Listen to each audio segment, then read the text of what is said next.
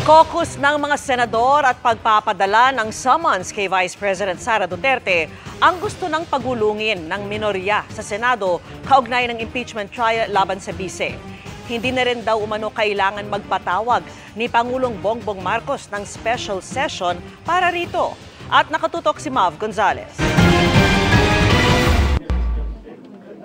Para mapag-usapan ang impeachment trial ni Vice President Sara Duterte, kakausapin ni Senate Minority Leader Coco Pimentel si Senate President Cheese Escudero para humiling ng caucus o private meeting ng mga senador. Huwag muna nga session, caucus muna. Caucus muna.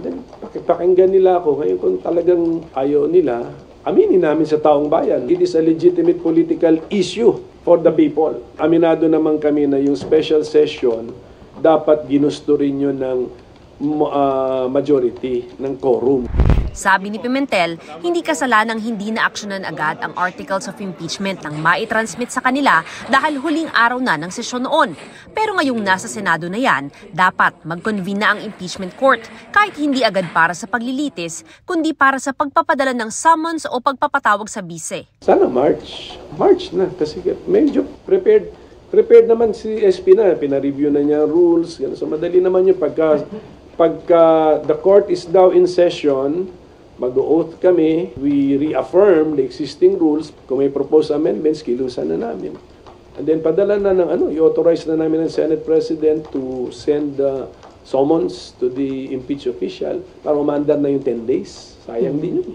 Paniwala ni Pimentel, pwede nang mag-convene ang impeachment court kahit hindi nakasesyon ng Kongreso dahil hindi naman aniya ito bahagi ng kanilang legislative work bilang senador. Hindi na rin daw kailangan magpatawag pa ng special session ng Pangulo. Kailangan pa bang Presidente pa ang magpatawag? Ang kinoconvene lang natin is the Senate to be an impeachment court. Therefore, ang aking logical conclusion, pwedeng gawin ng Senado yan na mag-isa. Si Senador Robin Padilla susunod daw sa liderato ng Senado. Bahala ang SP natin mag-desisyon. Kami sumusunod lang sa kanya. Kami nag-homework doon sa lahat ng ibinibilin ni SP. Dalawa lang ang nasa minorya, kaya hamong makumbinsi ang mayorya ng mga senador para magka-quorum, kahit yung mga re-electionist na kailangang mangampanya.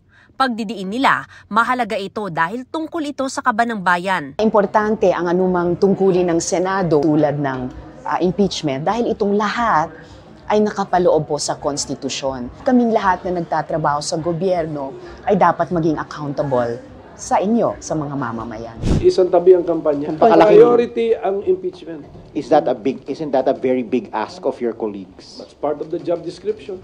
Para sa GMA Integrated News, Mav Gonzalez, nakatutok, 24 oras.